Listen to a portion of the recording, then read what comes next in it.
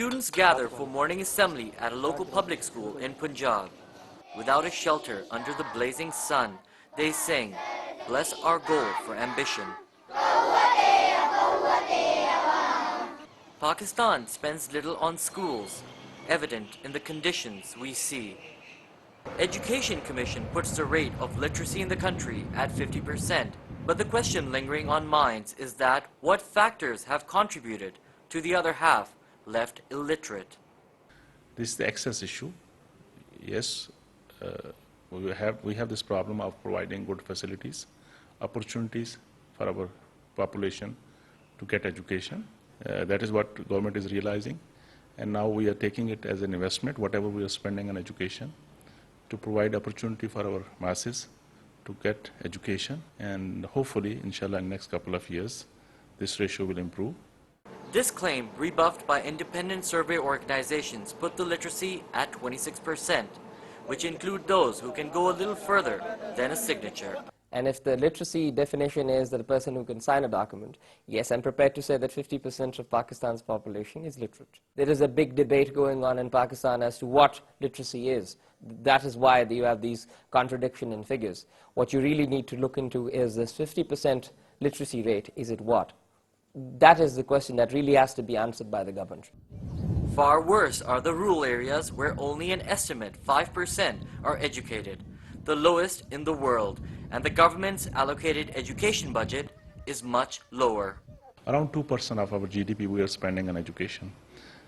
That is not good news, but the good news is that they are going to increase to 4% in next 2 years, and this is the requirement, and we have to do it if we want to really give access to knowledge. But those who pursue knowledge learn lessons about lack of funding. This is a frontier state against terrorism. So there is a lot of aid pouring in, and we do suggest to the government that that money can be diverted to education. The lesson being taught here now is Islamiyat. Behind me, students are learning science. And right across in this room, English. There are plenty of subjects on the curriculum. Maths, social studies, computers. But the problem is, teachers are underpaid. Educators don't meet the criteria and prerequisites for teaching. The lack of funding shows on the poor conditions of this school. The poverty bomb poses a direct threat to education in Pakistan, where 40% of the population live below the poverty line. Children work to support families, ignorant of education, or never live up to their dreams of obtaining a degree, dropping out before reaching the 5th grade. Most of these pupils won't finish their studies, but Amjad is determined to keep on. He wants to be a doctor. I have 4 brothers and 1 sister. My sister studies in a seminary and was an ex-student here. My parents say school is not good for girls. Raja wants to be a cricketer, but there's no physical education teacher, neither a playing field in the school.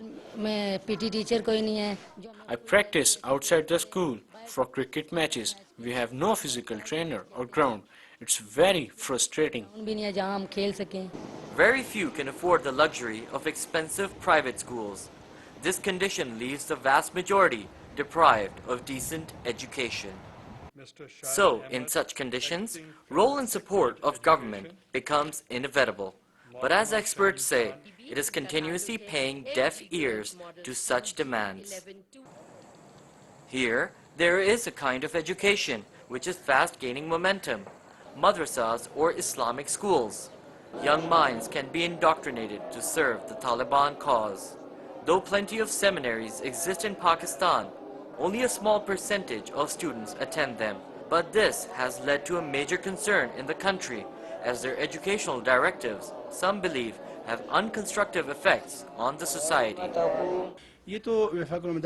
Islamic education is the pinnacle of all education, and if the government meddles in our seminary affairs or makes reforms here, we will not be forthcoming. Islamic teachers in seminaries themselves have a convoluted educational ideology and limited knowledge to balance religion and practical life.